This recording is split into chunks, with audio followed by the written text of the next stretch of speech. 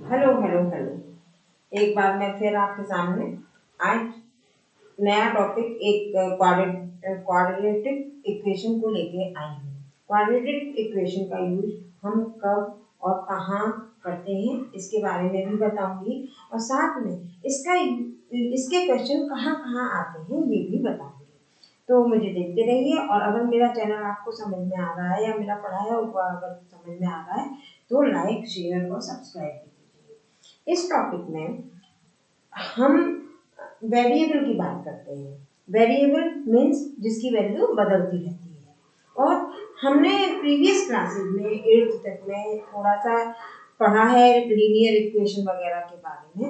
अब हम यहाँ पर क्वाड्रेटिक इक्वेशन पर्टिकुलर टॉपिक को हम कवर करेंगे। इस टॉपिक के अंदर हम एरिया को निकालते हैं। जैसे सपोज आपके पास कोई प्लॉट है, उस प्लॉट में कुछ लेंथ है कुछ हाइट है, तो हमको अगर एरिया फाइंड करना हो तो हम किस तरह से फाइंड कर सकते हैं, तो उसको निकाला जाता है क्वाड्रेटिक इक्वेशन के माध्यम से।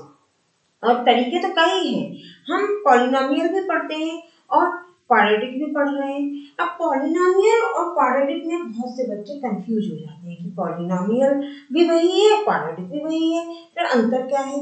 तो अंतर कुछ नहीं है ये भी एक पॉलिनोमियल ही, मींस x की पावर्स में एक इक्वेशन दे दी जाती है। अब मैंने वर्ड यूज किया इक्वेशन। इक्वेशन का मतलब है जिसमें इक्वल साइन।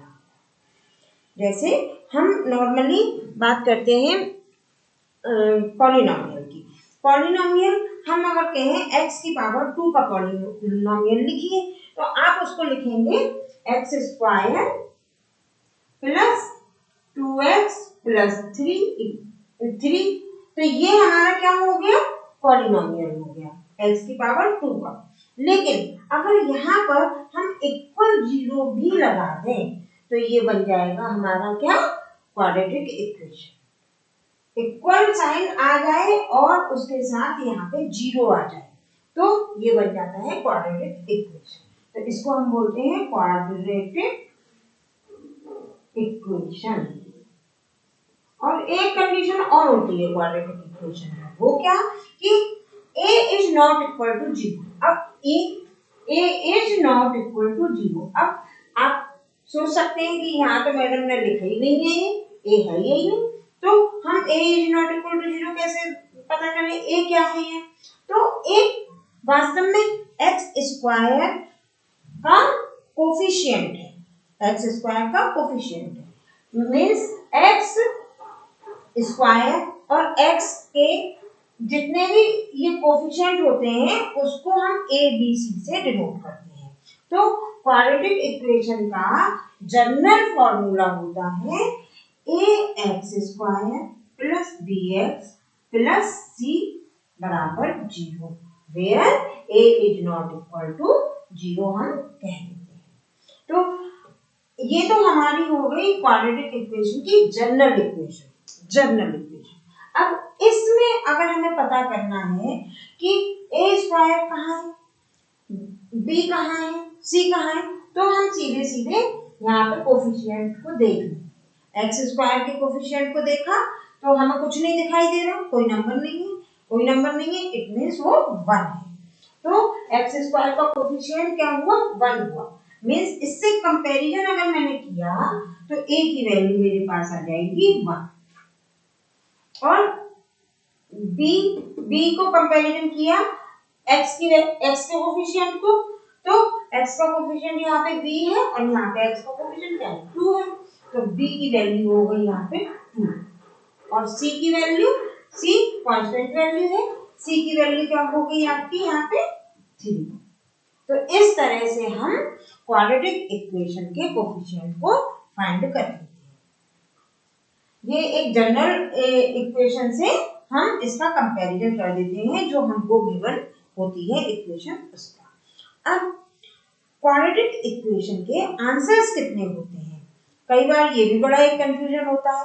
तो हम क्वाड्रेटिक इक्वेशन में सीधे सीधे ये जानते हैं x की मैक्सिमम पावर कितनी है? 2 है, तो इसके आंसर भी कितने होंगे? 2 होंगे, 2 से ज्यादा नहीं होंगे। क्लियर? अब एक्स स्क्वायर के जो आंसर है वो 2 होते हैं। अब कभी कभी क्वेश्चंस आ जाते हैं find the root of the quadratic equation. Root, अब रूट का क्या मतलब है भैया, ये जड़ वाला रूट नहीं है, ये रूट है। Root means answers. तो कितने रूट होंगे, 2 रूट्स होंगे। अब उसको निकालने के 3 तरीके क्वाड्रेटिक इक्वेशन चैप्टर में बताए जाते हैं। 10th क्लास में अगर हम पढ़ रहे हैं तो 10th क्लास के अकॉर्डिंग क्वाड्रेटिक इक्वेशन के कितने मेथड्स बताए गए हैं, 3 मेथड्स बताए गए हैं। तो 3 मेथड में एक तो हम फैक्टराइजेशन मेथड जानते हैं, लोअर क्लासेस से पढ़ते आ रहे हैं फैक्टर फैक्टर फैक्टर, तो फैक्टराइजेशन मेथड जान रहे हैं। दूसरा हम जानते हैं एक फॉर्मूला जिसमें डिस्क्रिमिनेंट का यूज किया जाता है। मैंने वर्ड बोला discriminant. Discriminant means D, D equal to minus B plus minus root B square minus 4ac upon 2a। ये हमारा डी की जो वैल्यू है वो केवल हमारी क्या होती है, ये वैल्यू होती है। डी की वैल्यू हमारी केवल ये होती है। और ये माइनस बी प्लस माइनस जो लिखा, ये एक्स की वैल्यू मैंने बताया। ये किसकी वैल्यू है, एक्स की वैल्यू, रूट्स की वैल्यू। तो मैंने बोला कि 2 रूट्स होते हैं।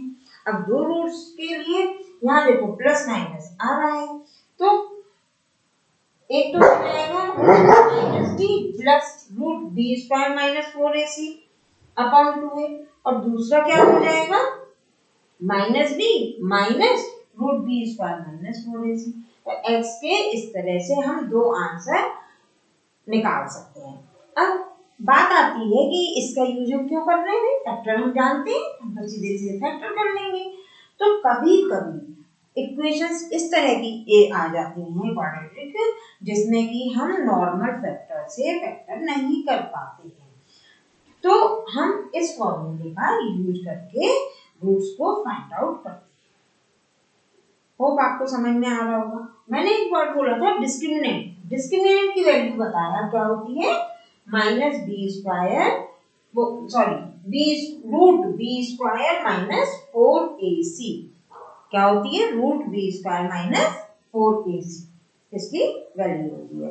अब नेक्स्ट वीडियो में हम इससे रिलेटेड इक्वेशंस, मतलब क्वाड्रेटिक इक्वेशन कैसे बनाएं, किस तरह के क्वेश्चंस में बनाएं, वो सीखेंगे। और इसके नेचर के बारे में, रूट्स के नेचर के बारे में भी जानेंगे कि रूट्स का कैसा नेचर हो, तो कौन सा फॉर्मूला हमें लगाना है, या हमें क्या लेना है। डिस्क्रिमिनेंट की जो वैल्यू है, डी की वैल्यू, वो हमको क्या लेनी है, ग्रेटर 0 लेनी है, इक्वल 0 लेनी है, या लेस 0 लेनी है। तो वो हम नेक्स्ट टॉपिक पर बताएंगे। ये एक तरह से केवल बेसिक था, इसमें हम केवल इंट्रोडक्शन पार्ट देखे हैं कि क्वाड्रेटिक इक्वेशन को किस तरह से हम समझते हैं और कहाँ इसका यूज करते हैं। तो एरिया वगैरह में इसका यूज हो जाता है, और इसका यूज हम अपने इंजीनियरिंग में करते हैं, डिजाइनिंग में करते हैं। कहीं भी अगर सर्कुलर चीज आ रही है तो वहां पे हम क्वाड्रेटिक इक्वेशन का यूज करके वैल्यू को फाइंड आउट इजीली कर पाते हैं। तो इसलिए ये टॉपिक बहुत इम्पोर्टेंट है, और इस टॉपिक से रिलेटेड हमारे क्वेश्चंस रेलवे, एसएससी, सीजीएल सभी में आते हैं। तो ये टॉपिक आप अगर अभी स्किप कर भी देंगे, 10th में नहीं भी पढ़ेंगे, तो आगे अगर आप कोई प्रिपरेशन करेंगे तो आपको पढ़ना ही पड़ेगा। इसलिए जो भी चीजें बताई जा रही है उसको ध्यान से सुने और करने की कोशिश करें, और अपने इसको अच्छा लाएं। Thank you for watching.